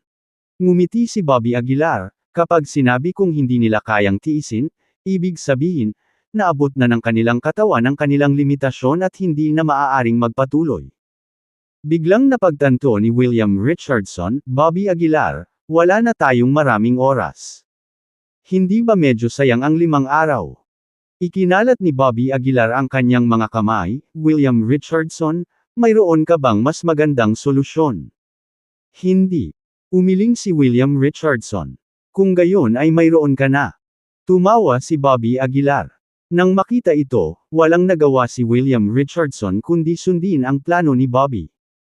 Pagkatapos, sinundan ni Bobby Aguilar si William Richardson pabalik sa kanilang tirahan. Pagbalik ng dalawa, nakaupo si Edward Green, habang si Claire. Si Richardson ay nanunood ng TV. Nang makita si Bobby ay agad na tumayo si Claire. Paano bumalik ka kaagad? Tanong ni Claire na medyo nagulat. Mga bata, huwag magtanong tungkol sa mga bagay na may sapat na gulang. Saway ni William Richardson na nanlalaki ang mata. Ngumiti si Bobby Aguilar at tinapik ang ulo ni Claire, na nagsasabing, natapos namin ang aming negosyo, kaya natural na bumalik kami. Tumango si Claire at saka palihim na nagtanong, Bobby Aguilar, pwede mo rin ba akong turuan? Gusto kong maging master. Ayos lang ba? Claire, huwag mong istorbohin ang kapatid mong si Bobby niyan. Saway ni William Richardson sa gilid. Ikanaway ni Bobby Aguilar ang kanyang kamay, ayos lang. Iniisip ko lang na ipasa ang aking mga diskarte sa paghinga at pagmumuni-muni kay Claire. Talaga? Yay! Mabuhay ka Kuya Bobby! Excited na sigaw ni Claire. Minsang binanggit ni Conrad Schroeder na si Claire ay may purong dark energy na katawan. Ang ganitong uri ng katawan ay umuunlad sa paglilinang ng mas mabilis kaysa sa mga ordinaryong tao. Ang tanging ikinalulungkot ay ang purong dark energy na katawan ay maaari lamang magtanim ng dark energy. Ni ang inner strength o chi ay hindi maabsorb. Sumama ka sa akin. Dinala ni Bobby Aguilar si Claire sa looban. Pagkatapos, hinayaan niyang maupo si Claire na naka-cross-legged sa lupa at itinuro sa kanya ang kanyang paraan ng paghinga at pagmumuni-muni. Si Claire ay may mahusay na talento, at sa loob lamang ng 1 oras, alam niya kung paano huminga at magnilay ng maayos. Ang tanging awa ay mayroong kakulangan ng dark energy sa lungsod. Kaya hindi naramdaman ni Claire ang sense of engravings na binanggit ni Bobby Aguilar. Masyado ba akong tanga? Medyo frustrated na sabi ni Claire. Umiling si Bobby Aguilar, hindi, mayroon kang napakataas na talento, mas mataas kaysa kay Edward Green. Siyempre. Agad na tumingin si Claire kay Edward Green na may mapang-asar na ekspresyon. Sabi ni Edward Green na may mapait na mukha, Mr. Aguilar, hindi mo ba ako ikumpara? Ito ay ang katotohanan. Tumawa si Bobby Aguilar. Kung sobrang talino ko, bakit hindi ko maramdaman ang paglanghap na binanggit mo? At wala ring nararamdaman sa lower abdomen ko, reklamo ni Claire Richardson. Hinaplos ni Bobby Aguilar ang ulo ni Claire at sinabing, iyan ay dahil hindi angkop ang lugar na ito para sa iyong pagsasanay. Kapag tapos na ako sa trabaho ko, dadalhin kita kung saan. Mas mabuting tuparin mo ang iyong salita. Excited na sabi ni Claire. Sa mga sumunod na araw, ginugol ni Bobby Aguilar ang halos lahat ng kanyang oras sa kanyang silid. Halos hindi siya makita maliban sa pagkain. Sa isang kisap mata, 3 araw na ang lumipas. Shuttle Battle Zone, sa larangan ng pagsasanay. Captain Zane, parang hindi ko na kayang kumapit pa, sabi ng isang miyembro ng team na may mapait na mukha. Actually, ganoon din ang nararamdaman ko. Parang ang bigat na ng katawan ko, at malapit nang mabali ang buto ng mga paa ko, isa pang chimed in. Nagsimulang magreklamo ang lahat ng wala sa oras. Saway ni Zane Avery, shut up, all of you.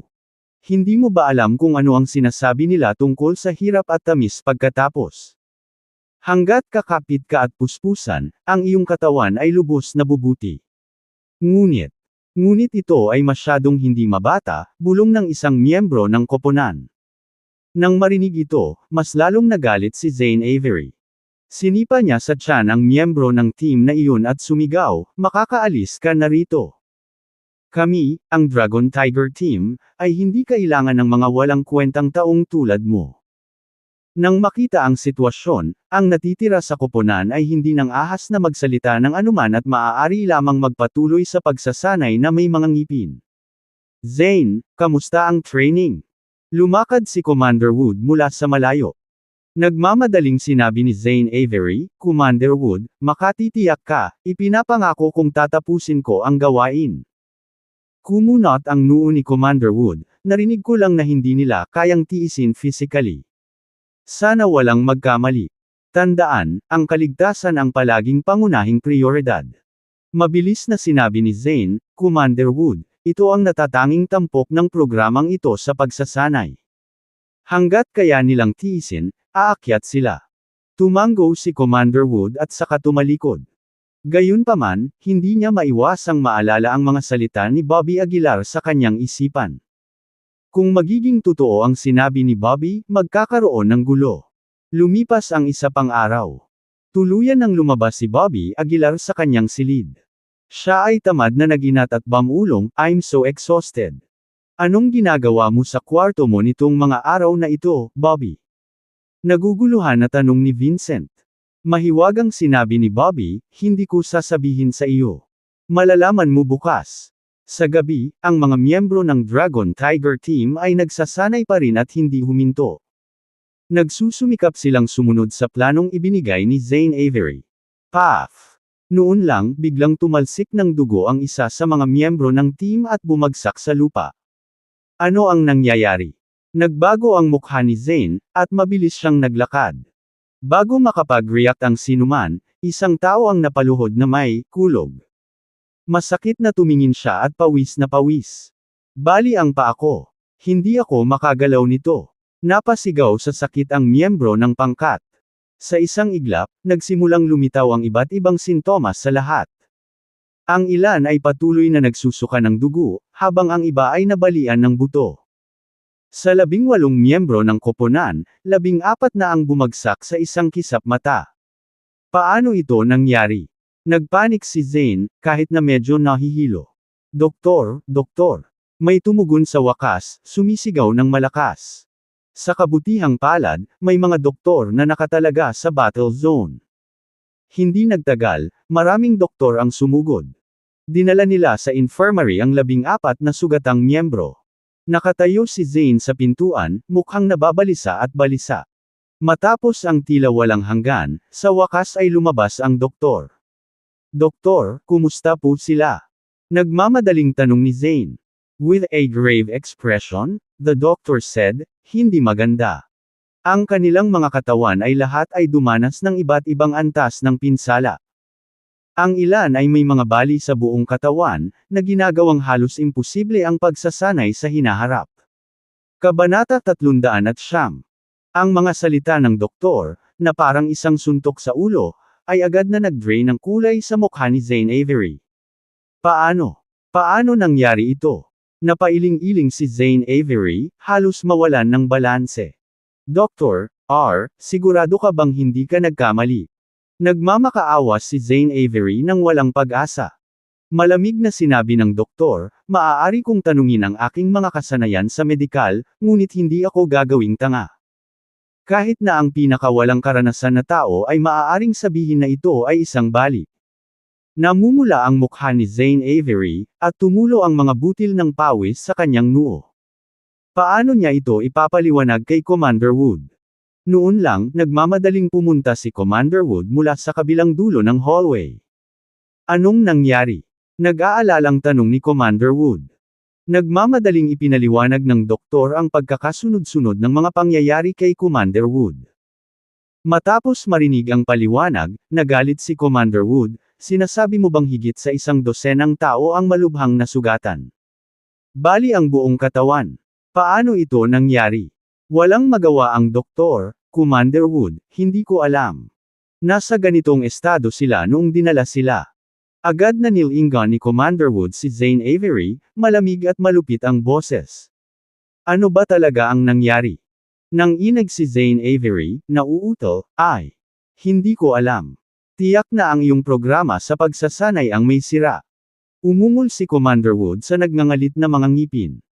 Tinatanong kita, paano ka nakarating sa programang ito ng pagsasanay, at ito ba ay ang mahinang bersyon o hindi kumpleto? Magsabi ka ng totoo. Sa puntong ito, hindi nang ahas si Zane Avery na magtago ng anuman. Napaluhod siya kasabay ng isang kumatok, humihikbi, ang programa ng pagsasanay ay talagang hindi kumpleto, ngunit hindi ko inaasahan na ito ay haantong sa gayong kakilakilabot na kahihinatnan. Commander Wood, alam kong nagkamali ako, mangyaring patawarin mo ako dito. Minsan, wuuwu. Mapang-uyam na sinabi ni Commander Wood, patawarin mo na ako minsan. Isang dosenang tao ang malubhang nasugatan, sino ang mananagot? Zane Avery, mas mabuting ipagdasal mo na ang kanilang mga pinsala ay hindi nagbabanta sa buhay, kung hindi, maaari kang magplano na gumugol ng oras sa kulungan. Ang pasaway ay nagpantang ang ulo ni Zane Avery. Nakaupo siya sa sahig, hindi sigurado kung ano ang gagawin. Ang buhay ng tao ay mas mahalaga kaysa sa ginto, ang ganitong seryosong insidente ay magdadala din kay Commander Wood. Sa sandaling ito, biglang naisip ni Commander Wood si Bobby Aguilar. Sinabi sa akin ni Bobby Aguilar na hindi kumpleto ang iyong programa. Iniisip ko kung mayroon siyang solusyon. Naisip ni Commander Wood sa kanyang sarili. Mabilis na bumangon si Zane Avery sa lupa, sabik na sinabi, Commander Wood, mayroon ba siyang paraan? Dapat nating puntahan siya ngayon din. Puno ng hinanakit ang mukha, sinabi ni Commander Wood, talagang mali ang paghusga ko sa iyo. Fair na. Mabilis na bumangon si Zane Avery mula sa lupa, sumunod sa likod ni Commander Wood na lumabas sila. Gabi na, halos walang laman ang mga lansangan. Ngunit isang jeep ang nagmamaneho ng napakabilis. Sa bahay ni William Richardson. Si Bobby Aguilar ay nakatayo sa kwarto, sinisiyasat ang isang piraso ng best thin armor. Hindi pa niya ito nasubukan simula noong binili niya ito. Ang pinakamagandang thin armor sa dilim, kumikinang na may mahinang kinang. Dapat kong subukan ito. Napaisip si Bobby Aguilar sa sarili. Nang umabot siya para kunin ang best thin armor, may biglang tunog ng nagmamadaling preno ng sasakyan mula sa labas. Sumilip si Bobby Aguilar sa bintana at nakita ang isang military green na jeep. Ha!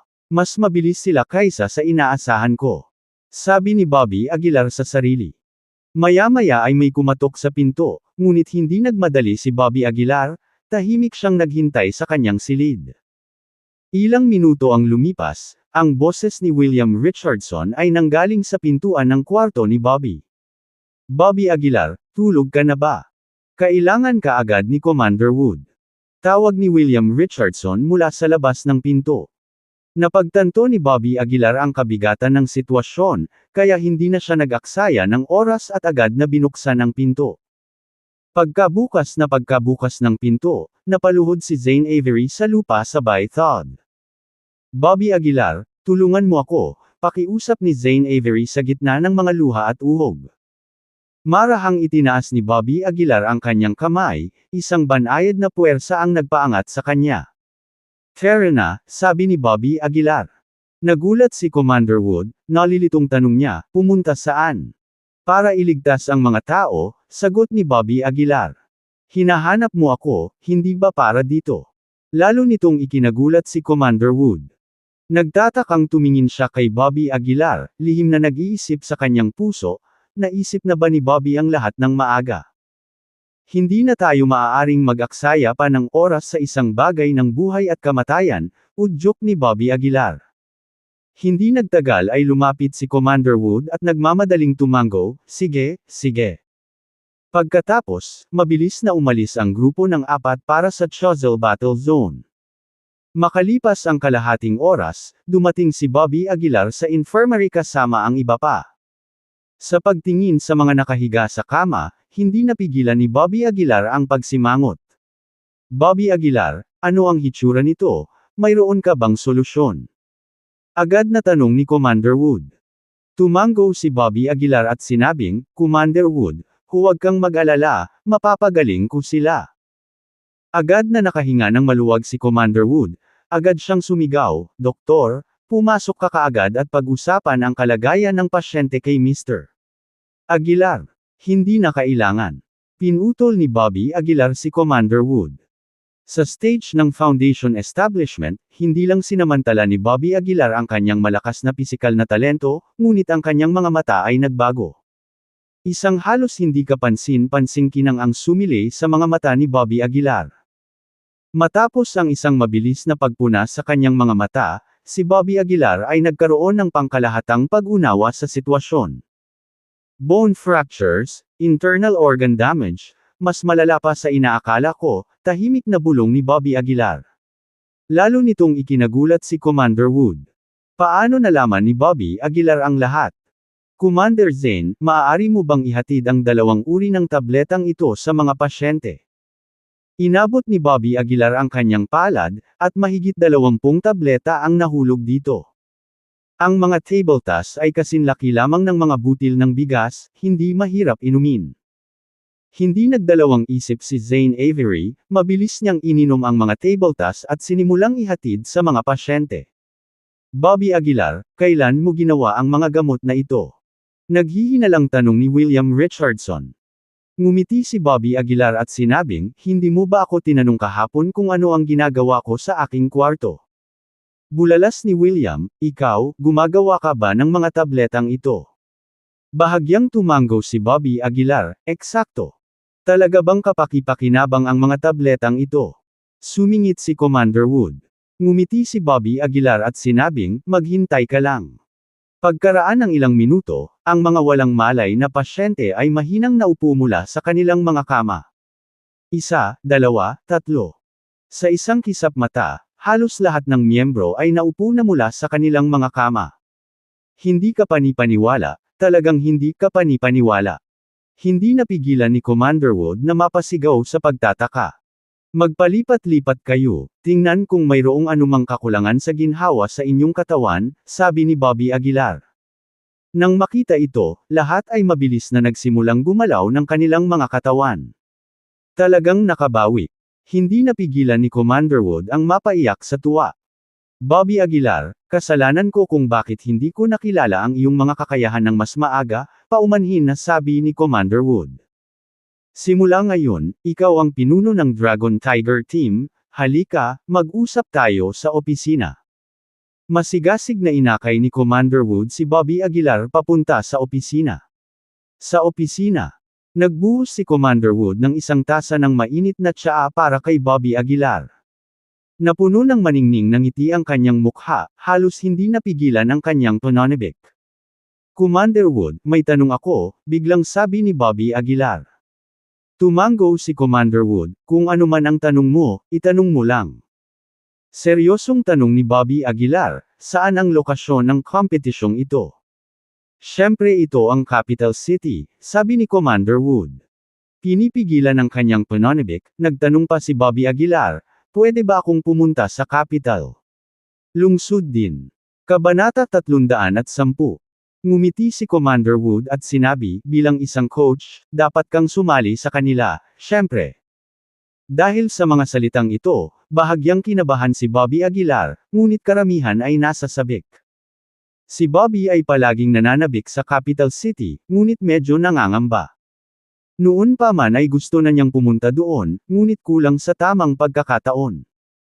Sa pagkakataong ito, maaaring ito na ang pinakamagandang pagkakataon na pumunta sa capital city. Anong problema? Tanong ni Commander Wood. Bago pa makasagot si Bobby, tumawa si William Richardson sa gilid at sinabing, gusto mong samantalahin ang pagkakataong bisitahin si Miss Taylor, hindi ba? Napakamot ng ulo si Bobby at nahihiyang sinabi, tama na yan. Hahaha.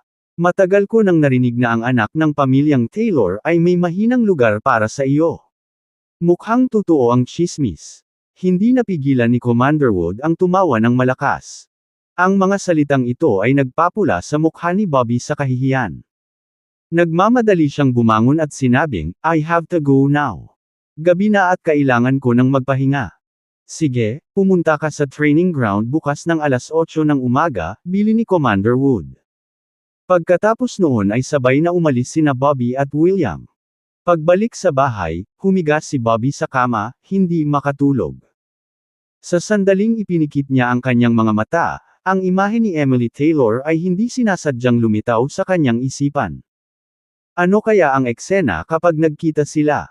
Pupunta ba siya sa pamilya Taylor ng lantaran? O lihim na nagkikita? Hindi mabilang na mga ideya ang pumasok sa isip ni Bobby, at sa masalimuot na mood na ito, nakatulog siya ng mahimbing. Kinaumagahan, maagang bumangon si Bobby at nagtungo sa Choiseul Battle Zone Training Ground. Nakabalik na si William mula sa kanyang morning run. Nang makita niya si Bobby, ngumiti siya at sinabing, "Gising na. Kumain ka na, at umalis na tayo." Nagulat si Bobby, si Claire Richardson ang gumawa ng almusal. Nagluto siya ng 4 na mangkok ng noodles, na medyo masarap. Habang papunta sa Choiseul Training Ground, tinanong ni William, "Bobby, handa ka na ba sa training program?" Ipinakita ni Bobby ang kanyang palad at sinabing, "Handa na ako." Ang programa sa pagsasanay na ito ay komprehensibo at madaling maunawaan.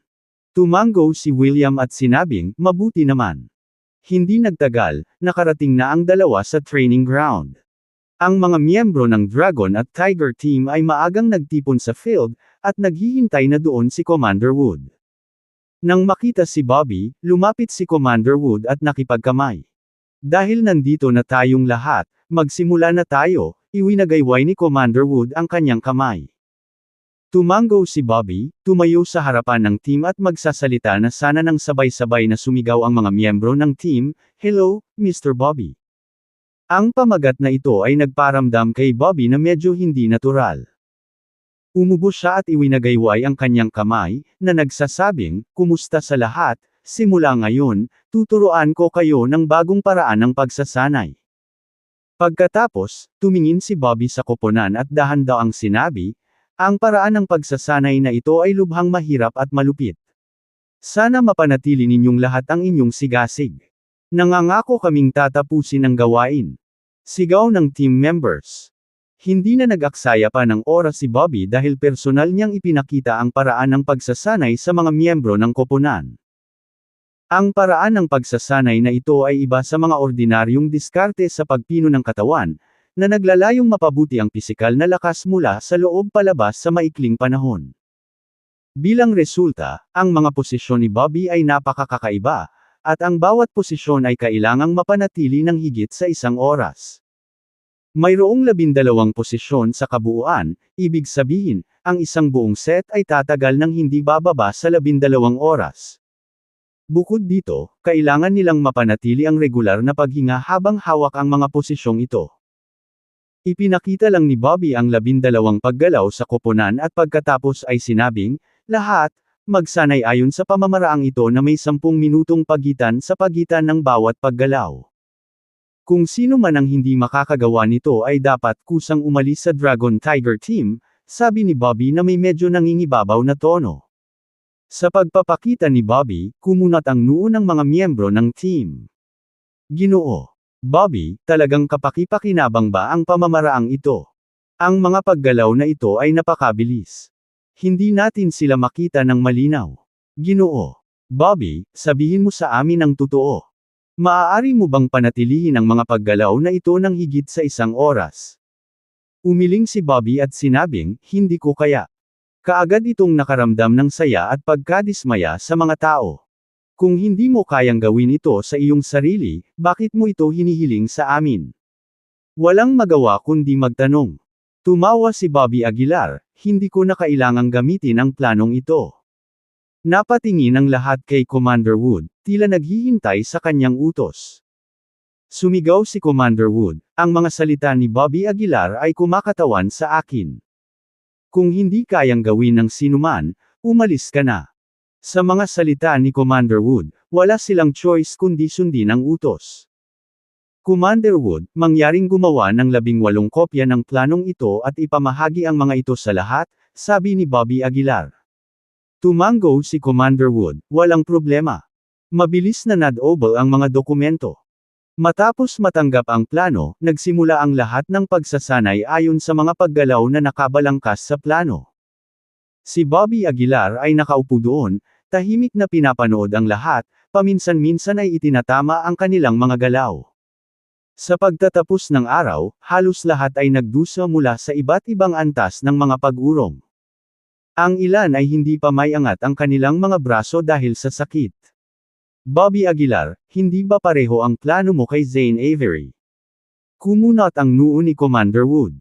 Tumango si Bobby Aguilar, oo nga. Agad na nagbago ang kulay ng mukha ni Commander Wood, at nagmamadali siyang nagsabi, Bobby Aguilar, hindi ito biro. Wala kaming masyadong oras, at hindi namin kayang magkamali. Ngumiti si Bobby Aguilar, huwag kang mag-alala, magbibigay ako ng mga table tasks bilang tulong para sa kanila, para hindi sila masaktan. Pagkatapos, tumingin si Bobby Aguilar sa lahat at sumigaw, sige, dito na magtatapos ang pagsasanay para sa araw na ito. Bukas alas 5 ng umaga, lahat ay nagkikita sa training ground. Alas 5. Masyado pang maaga, di ba? Napuno ng panaghoy ang eksena. Dahil hating gabi na, sa pinakamaraming oras, 5 oras lang ang kanilang tulog. Sundin ang utos, iwinagayway ni Bobby Aguilar ang kanyang kamay at nangingibabaw na utos. Matapos ay disperse ang lahat, tumingin si Bobby Aguilar kay Commander Wood at sinabing, Commander Wood, halos nasa lugar na ang kanilang mga paggalaw sa pagsasanay.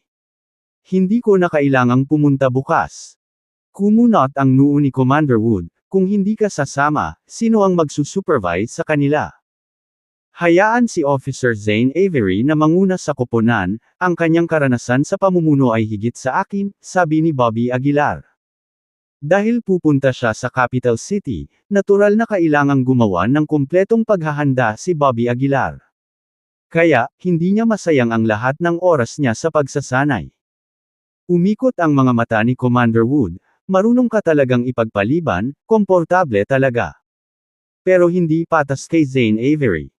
Commander Wood, kung mayroong anumang mga karangalan sa paligid, ibibigay ko ito kay Zane Avery, sapat na ba iyon? Walang ganang sabi ni Bobby Aguilar. Sige. Nang maayos na ang mga usapin, wala nang masabi pa si Commander Wood, at tumango na lamang siya. Tumalikod si Bobby Aguilar at naghanda na umalis sa battle zone nang bigla siyang may naisip. Tumalikod siya at sinabing, oh, Commander Wood, huwag kalimutang magpakuha ng tableta, 1 beses sa isang araw. Alam ko, iwinagayway ni Commander Wood ang kanyang kamay. Capital City, Pamilya Blair. Gabi na, hindi pa rin makatulog si Dexter Blair. Naka-cross-legged siya sa lupa, hinihigop ang pinakadalisay na enerhiya ng chi mula sa mundo sa paligid niya. Makalipas ang halos 10 minuto, tuluyang tumayo si Dexter Blair. Ginoo. Tenny, naglakad ang steward at bahagyang yumuko kay Dexter Blair. Sumulyap si Dexter Blair sa kanya at sinabing, anong problema? Magsalita ka. Sinabi ng steward, nakatanggap lang ako ng balita na tila si Adonis Williams ay natalo ni Bobby Aguilar. Hindi ba si Adonis Williams ay Grandmaster ng 5th rank? Paano siya matatalo sa Bobby Aguilar? Umiling ang steward, hindi rin namin alam. Hindi ito masyadong sineryoso ni Dexter Blair. Ngumuso siya, isang 5th rank Grandmaster lang, kaya ko na siyang durugan sa pamamagitan ng pag-angat ng kamay ko. Sa River North, ang isang Grandmaster ng 5th rank ay maaaring tawaging Master. Ngunit sa Capital City, hindi dapat banggitin ang isang Grandmaster ng 5th rank. Sumimangot ang steward, hindi naman talaga malaking bagay ang pagkatalo sa isang 5th rank Grandmaster, ngunit ang ikinabahala ko ay kakapasok lang ni Bobby Aguilar sa Grandmaster realm, at tumalon na siya sa buong stage para manalo. Ganyan ang record, kahit si Ignacio Burke ay hindi nakamit noon.